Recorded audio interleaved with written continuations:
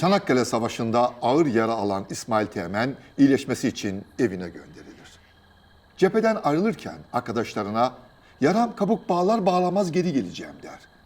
Yaram kabuk bağlar bağlamaz.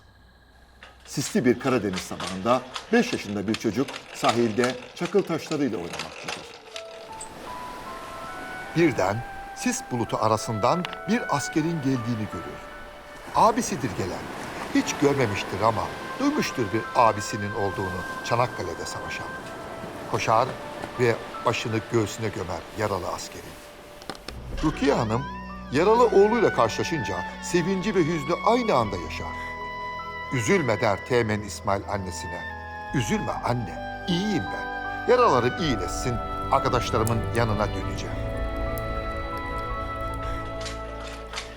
Teğmen İsmail üniformasını çıkarır çıkarmaz yatağa uzanır. Uzun zaman olmuştur böylesine sıcak bir yatakta yatmayalı. Komşuların geçmiş olsun ziyaretine geldiğini duyunca acılar içinde de olsa ayağa kalkar. Kalkmamasını, misafirlerin yatak odasına gelmesini söyleyen annesine şu yanıtı verir İsmail.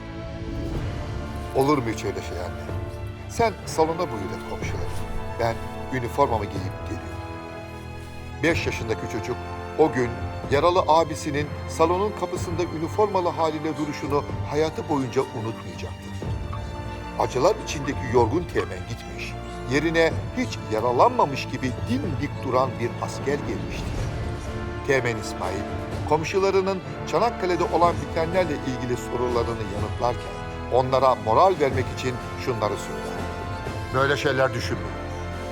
Geçemezler, biz oradayız. Arkadaşlarım orada. Merak etmeyin. Korkmayın sakın. Rahat olun siz. Merak etmeyin. Herkes siperlerde. Geçemeyecekler." Karadeniz'in küçük bir kasabasında yaraları iyileşsin diye Çanakkale'den gönderilen Teğmen İsmail'in yeni bir görevi vardır. Acısını belli etmeden insanlara moral vermek, umutlarını diri tutmalarını sağlamak. Rukiye Hanım büyük oğlunu bir sabah üniformasını giyerken görünce yanına gider. "Oğlum, günlerdir ayaktasın. Bugün kimseye açmayacağım kapıyı. Uzan, dinlen biraz." İsmail Teğmen gömleğini sıyırarak kolunu uzatır annesine. "Anne, bak, yaram kabuk bağladı. Dönmeliyim. Söz verdim arkadaşlar." Herkesle vedalaşan İsmail, küçük kardeşi önünde diz çöker ve üniformasından bir düğme kopartarak uzatır. "Çok sevmiştim bu düğmeleri. Kucağımdayken oynuyordun hep. Al, senin olsun. Oyna. Sen burada hep gülerek oyna" diye gidiyorum.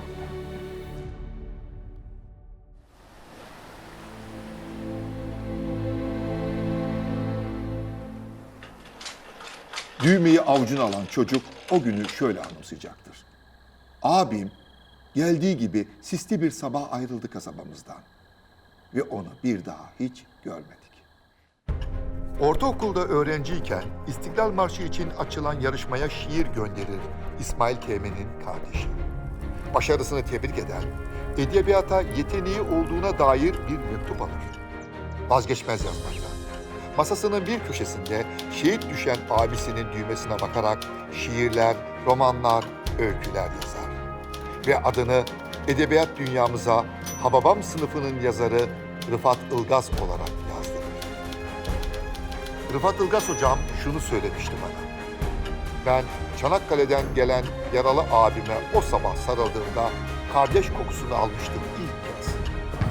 Sonradan öğrenecektim ki o kardeş kokusu değil, Çanakkale Savaşı'nın barut kokusuymuş."